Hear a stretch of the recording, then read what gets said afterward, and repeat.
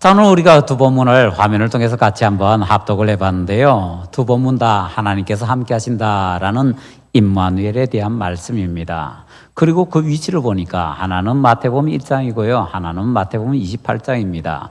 마태복음 처음과 마지막이네요. 마태복음은 신약을 시작하는 말씀입니다. 신약을 시작하는 마태복음의 처음과 마지막에 임마누엘에 대한 중요한 가르침을 우리에게 소개해주고 있습니다. 1장에서는요, 구약의 임마누엘 약속을 신약에서 성취시켜 주셨다라고 강조하고 있고요. 28장에서는 새로운 또 임마누엘의 약속을 주시고 있습니다. 자, 신약의 처음 시작인 마태복음이 이렇게 시작하고 있습니다. 그러면 신약의 끝은 또 어떻게 우리에게 가르쳐 줄까요? 신약의 끝은 요한계시록이죠. 요한계시록 마지막 부분에 보면 21장 3절에 이렇게 가르쳐 줍니다.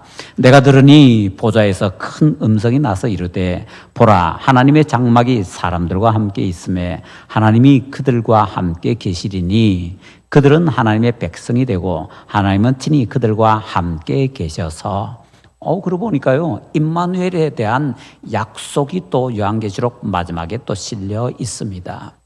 자, 그러고 보니까요, 구약은 전체다가 임마누엘에 대한 약속입니다. 신약은요, 전체다가 임마누엘 약속이 성취되었다라고 하면서 새로운 임마누엘의 약속을 주고 있습니다. 결국에는요, 신구약 성경의 목적이 뭡니까? 임마누엘이라는 겁니다.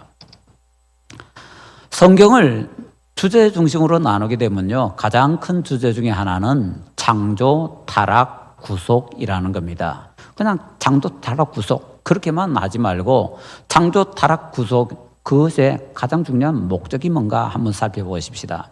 하나님께서 천지 만물을 창조하십니다. 그 꽃으로 사람을 만드시죠. 만드신 사람을 다른 곳이 아니라 하나님께서 따로 만드신 에덴 동산에 살게 하십니다. 에덴은 기쁨이란 뜻입니다. 기쁨의 동산에 살게 하신 거죠. 왜요? 사람과 함께 해주시기 위해서. 그러고 나서 보니까 창조의 목적이 뭡니까? 하나님께서 사람과 함께 하심, 임마누엘이더라라는 겁니다. 그런데 사람이 죄를 지으면서 어떻게 됩니까? 창세기 6장 3절에 이렇게 기록하고 있습니다. 여호와께서 이르시되 나의 영이 영원히 사람과 함께하지 아니하리니 이는 그들이 육신이 됨이라. 타락이라는 것은요, 하나님과 함께함을 깨버리는 겁니다. 하나님과 함께함이 깨졌으니 그 다음에 어떻게 됩니까?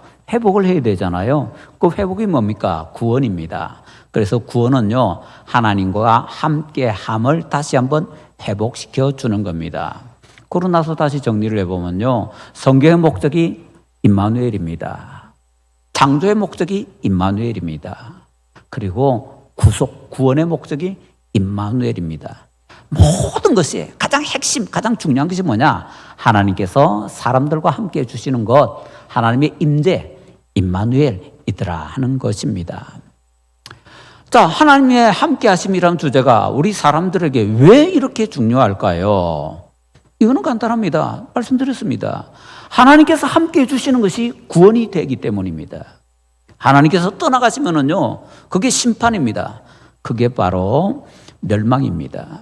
그래서 우리에게는 구원이 필요하고 멸망을 없애야 되기 때문에 하나님께서 함께 하심이 우리에게 절대적으로 필요하다라는 것이지요. 어떻게 보면요, 이 세상에서 우리 성도들에게 있어서 가장 중요한 것이 뭐냐라고 할 때 하나님께서 함께 하십니다 라고 정리를 할 수가 있을 것입니다.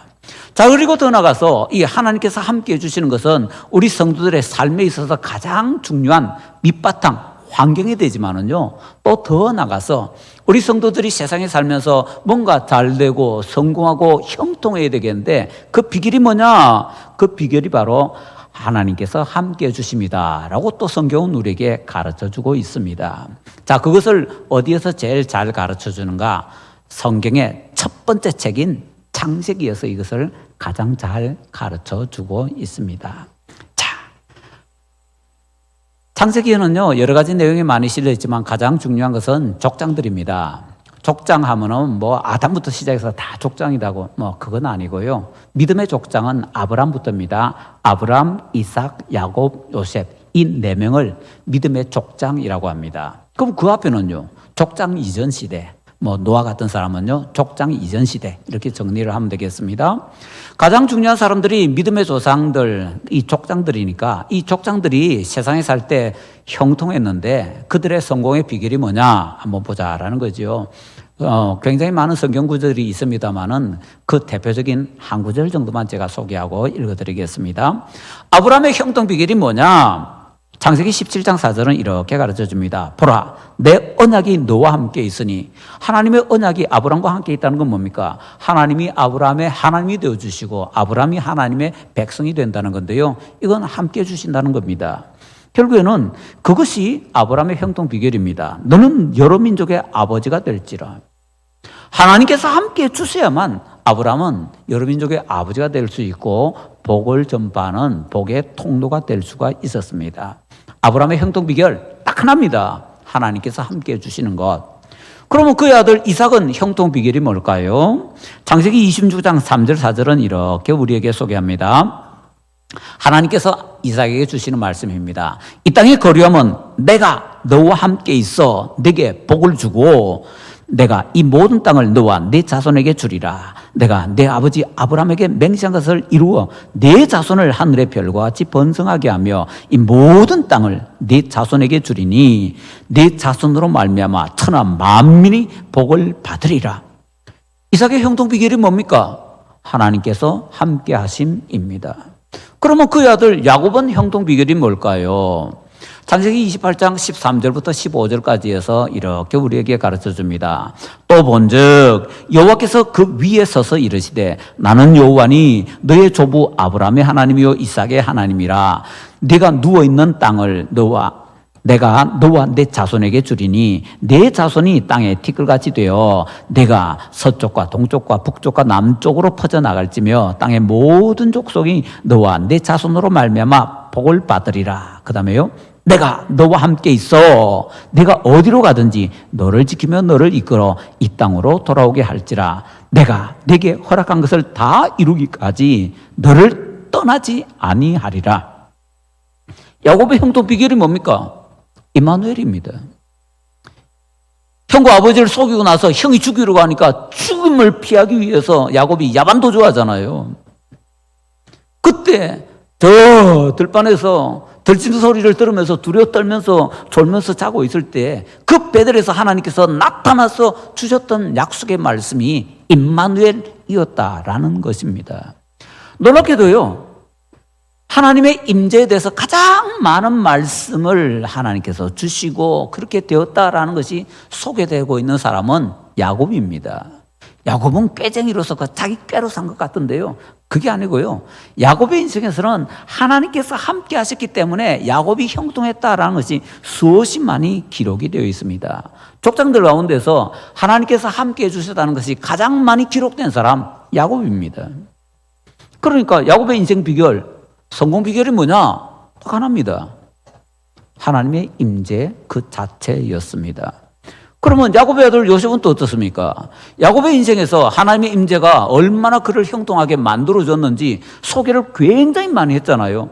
그런데 요셉의 인생에서도 또 그렇게 많이 소개할 필요가 없죠. 그래서 요셉의 인생에서는 하나님께서 함께 해주셨다는 것을 별로 많이 기록하지 않습니다. 대신에 핵폭탄급으로 준비를 해서 몇 개만 딱 던져줍니다. 그 말씀들을 한번 볼까요? 이거 중요한 거니까 우리 한번 찾아보십시다. 창세기 39장입니다. 창세기 39장 2절 3절 말씀, 함께 하신 다의 주의를 기울이면서 우리 함께 읽겠습니다. 여호와께서 요셉과 함께 하심으로 그가 형통한 자가 되어 그의 주인 애굽 사람의 집에 있으니 그의 주인이 여호와께서 그와 함께 하심을 보며 또 여호와께서 그의 범사에 형통하게 하심을 보았더라. 아멘. 여기서는 대놓고 정확하게 찔러줍니다. 요셉이 형통했던 비결이 뭐냐? 하나님께서 함께 하심. 정확하게 기록되어 있잖아요. 그것도 2번씩이나. 그래서 핵폭탄급이라는 겁니다. 요셉이 형통했던 성공 비결이 뭐냐? 딱 하나입니다. 하나님께서 함께 하시는 것. 여기만 아닙니다. 펴놨으니까 그 다음에 또 21절부터 23절까지 21절부터 23절까지 자, 우리 함께 읽겠습니다. 여호와께서 요셉과 함께 하시고 그에게 인자를 더하사 간수장에게 은혜를 받게 하시매 간수장이 옥중 죄수를 다 요셉의 손에 맡김으로 그 재반 사물을 요셉이 처리하고 간수장은 그의 손에 맡긴 것을 무엇이든지 살펴보지 아니하였으니 이는 여호와께서 요셉과 함께 하심이라. 여호와께서 그의 범사에 형통하게 하셨더라. 아멘. 여기도 또 반복되지요. 하나님께서 요셉에게 함께 해주셨다. 그래서 요셉이 형통했다. 또 반복되고 있습니다. 세상에서 성공하고 싶습니까? 성공 비결 따로 없습니다. 하나님께서 함께 해주시는 겁니다. 하나님과 함께 하기만 하면은 성공한다. 꼭 믿으시기 바랍니다. 그것도 요셉 인생에서는 4번이나 이걸 쏟아부으면서 이렇게 정리를 해주고 있잖아요. 요셉이 종으로 팔려가도 감옥에 들어가도 그는 언제든지 어디서든지 무엇을 하든지 형통했는데 그 형통 비결이 뭐냐? 하나님께서 함께 하신 임마누엘이더라 하는 것입니다. 이처럼 창세기에서 믿음의 족장들은요, 형통의 비결이 뭐냐? 하나님의 임재라고 분명하게 가르쳐주고 있습니다. 나머지 구약에서는요, 볼 필요 없습니다. 우리가 생각하는 위대한 그 신앙의 위인들 있잖아요. 다 하나님께서 함께 해주셨다. 그래서 그들이 형통했다. 다 기록이 되어 있습니다. 모세, 여호수아, 다윗, 이사야, 또 저 뒤에 나오는 에스라, 느헤미야 다 하나님께서 함께 해주셨기 때문에 형통했다고 성경에 다 기록이 되어 있는 것입니다. 실패했다 할지라도 실패 가운데 하나님께서 함께 하시면은요, 그 사람은 반드시 형통한다라는 것을 믿으시기 바랍니다.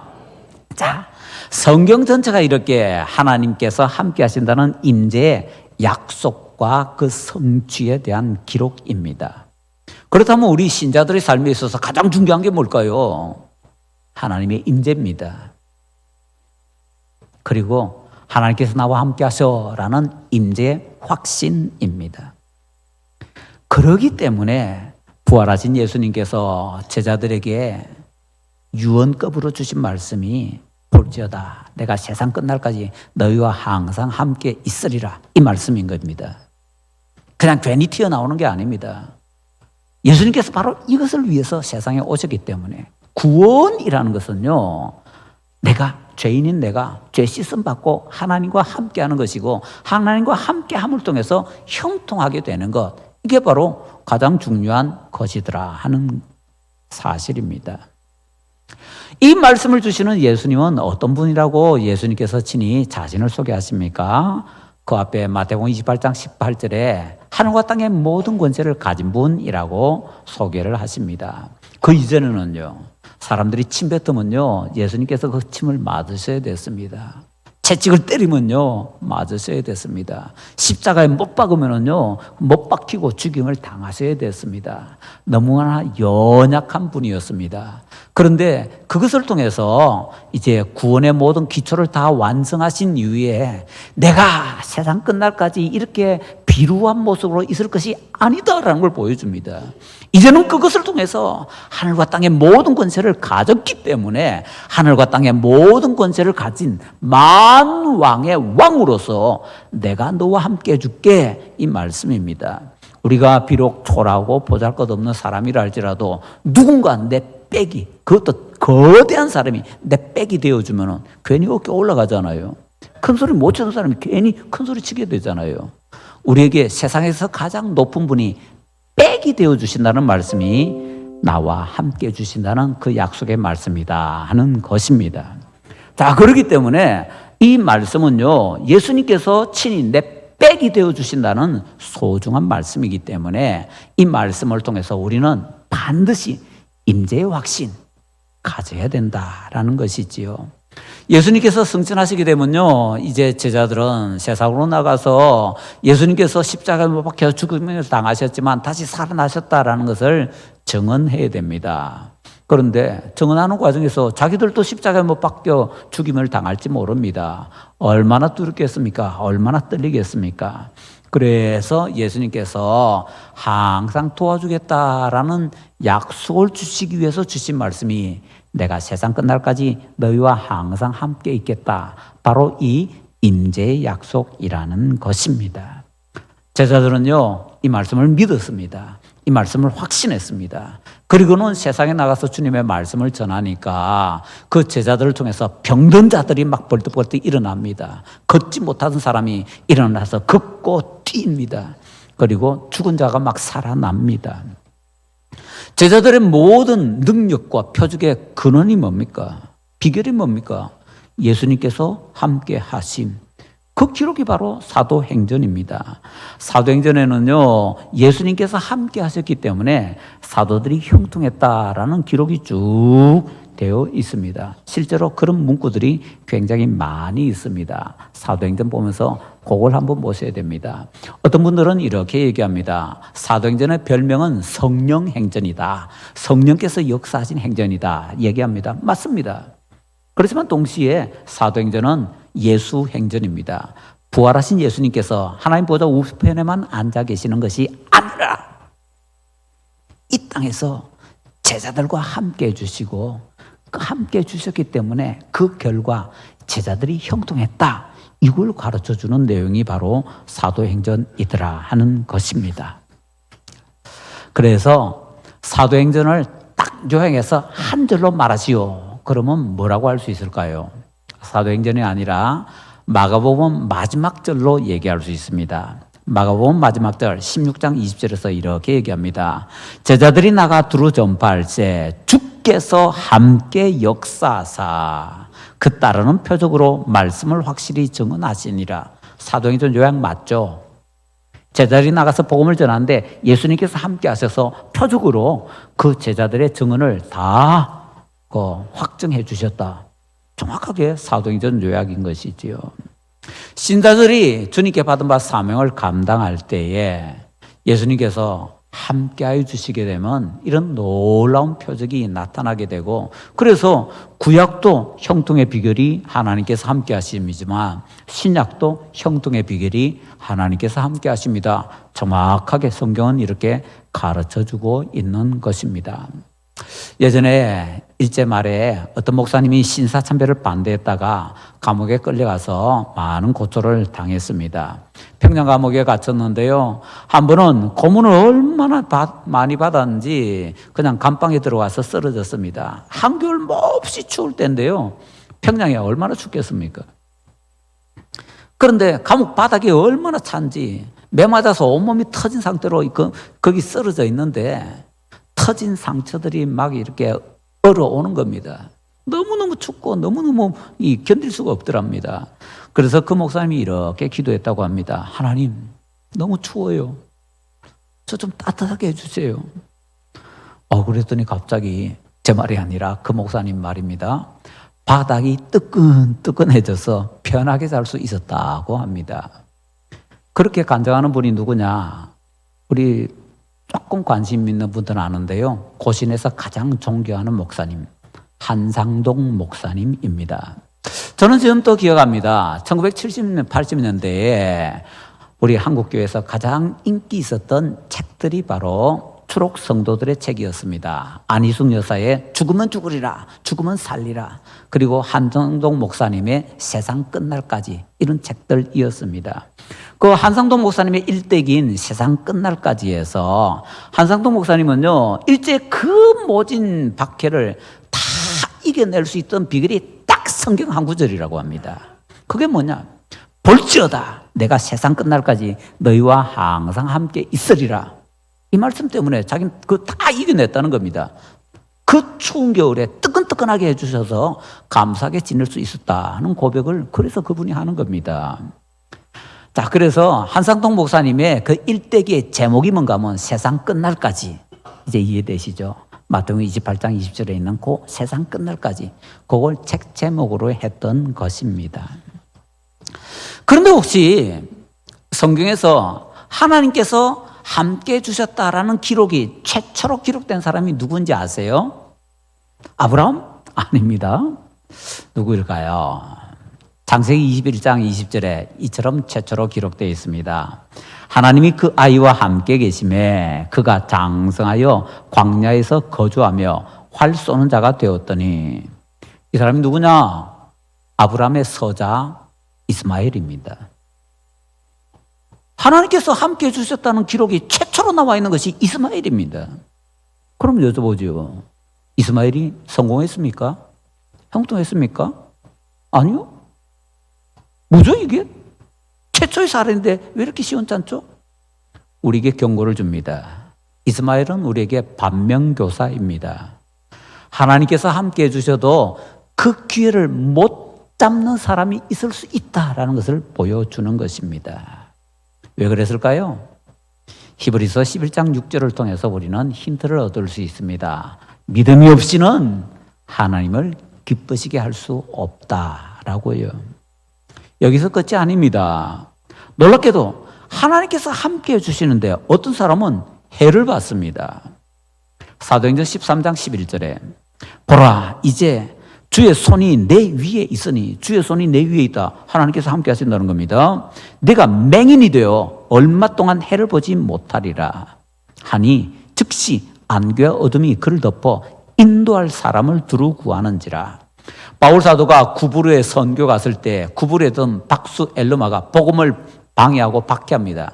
그랬더니 바울 사도가 이런 선언을 하자 하나님께서 함께해 주시니 그 박수 엘르마는 눈이 멀어서 맹인이 되어버립니다. 물론 일시적이지만은요. 자, 이렇기 때문에 우리가 뭐 하나님의 임재 뭐 잘 알지 뭐 임마누엘 그거 알잖아 뭐 라고 심드렁하게 얘기하면 큰일 난다는 겁니다. 하나님의 임재라는 것을 우리가 제대로 분명히 알고 제대로 확신을 가져야 된다라는 것이지요. 그리고 조금만 더 생각해 보면 안타깝게도 그런 잘못된 사람들이 아니라 진짜 예수님을 바로 믿는 신자인데 그럼에도 불구하고 하나님께서 함께 해주시는 것이 안 나타나는 사람도 굉장히 많다는 겁니다. 왜 그럴까요? 그 중요한 이유 뭐 두 가지 정도 말씀드리면요. 하나는 이 말씀에 주의를 안 기울이는 겁니다. 하나님께서 나와 함께 해주신다 이것에 대해서 주의를 안 기울이고 관심이 없으니까 그래서 하나님께서 함께 해주신다는 표가 안 나타나는 것입니다. 아브라함이 블레셋에 갔다가 사람들이 자기 죽일까 봐 뭐 자기 아내를 너희 동생이라고 속이고 별짓 다 합니다. 하나님께서 보호주셔서 구원을 받게 되지요. 근데도 아브라함이 또 별로 생각이 없어서 그 다음에 애굽으로 갔다 똑같은 짓을 또 합니다. 왜 그랬을까요? 블레셋에 갔을 때는 아브라함이 느꼈습니다. 블레셋에서도 하나님께서 내와 함께 해주시네. 근데 애굽에 갔을 때는요. 하나님께서 함께 해주시다는 확신이 없는 겁니다. 여기는 아닐 거야. 근데 애굽에서도 하나님께서 함께 해주시거든요. 아버지가 그런 못난 행동을 했다. 아들한테 얘기 안 해줬을까요? 틀림없이 아브라함은 자기 아들 이삭에게 교훈으로 얘기를 해줬을 겁니다. 그 얘기 어릴 때부터 다 들으면서 자랐던 이삭은 그렇게 안 살았겠지요. 똑같습니다. 이삭도 가뭄에 갔을 때 또 블레셋으로 갑니다. 블레셋에 갔을 때 자기 아내를 또 너희 동생이다 이래 속여가지고는 또 아버지하고 똑같은 길을 또 걸어갑니다. 뭡니까? 이삭도 하나님께서 함께 해주신다는 임재의 확신이 많이 부족했더라라는 것이지요. 그러니까 하나님께 그 큰 놀라운 능력을 경험하지 못하고 겨우 하나님께서 은혜 베풀어 주셔서 그 은혜 때문에 겨우 그렇게 구원의 삶을 살아가게 되더라라는 것이지요. 그리고 둘째로는요. 예수님을 믿는다고 하면서도 하나님의 임재를 의심하면 첫 번째로는요. 관심이 없음이었잖아요. 두 번째는 의심하면 그 사람에게는 하나님의 임재의 능력이 안 나타나게 되어 있습니다.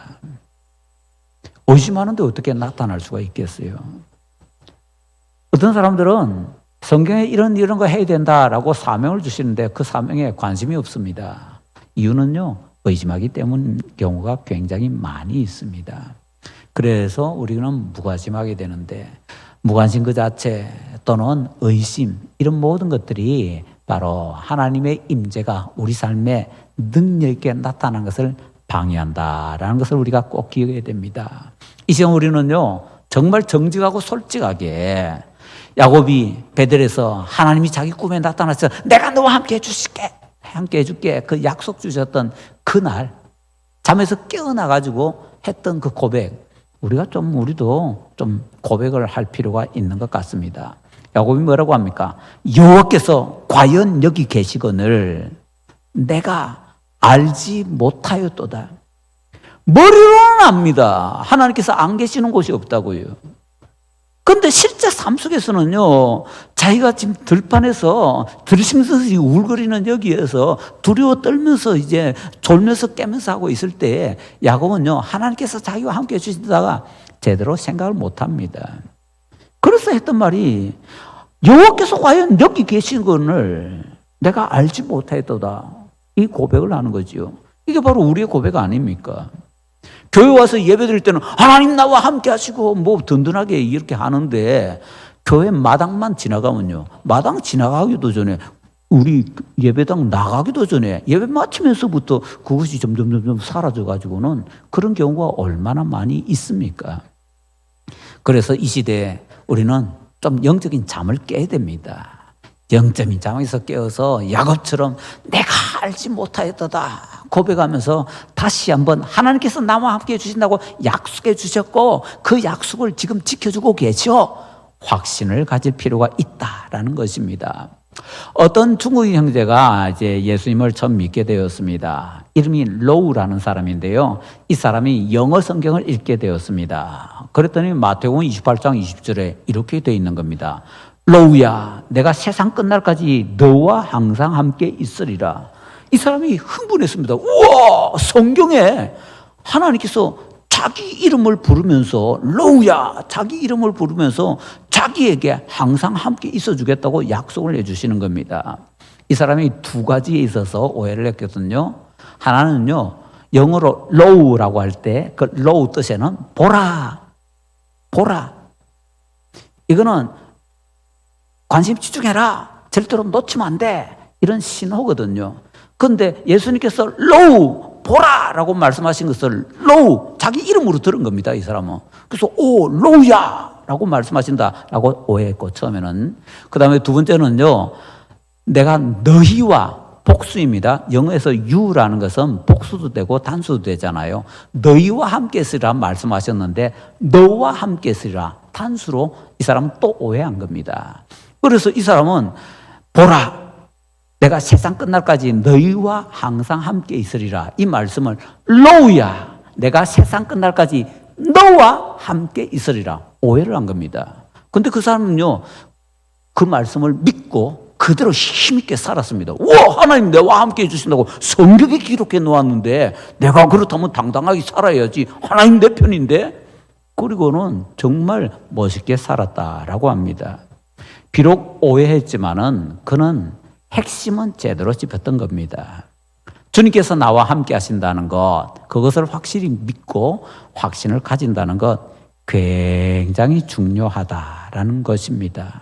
주님께서 내게 해주셨던 이 약속, 이 말씀을 그대로 지켜주실 것이기 때문에 이 약속에 대해서 확신을 가지고서 주님께서 세상 끝날까지 나와 함께 해주신다고 약속해 주셨고 그 약속 지금 지켜주고 계셔 믿는다면은 더 크게 확신한다면은 우리의 삶에도 놀라운 변화가 있고 하나님의 임재의 약속을 확신한 사람이 형통의 길로 걸어가게 만들어 주셨던 것처럼 우리를 형통의 길로 인도해 주실 줄로 믿습니다.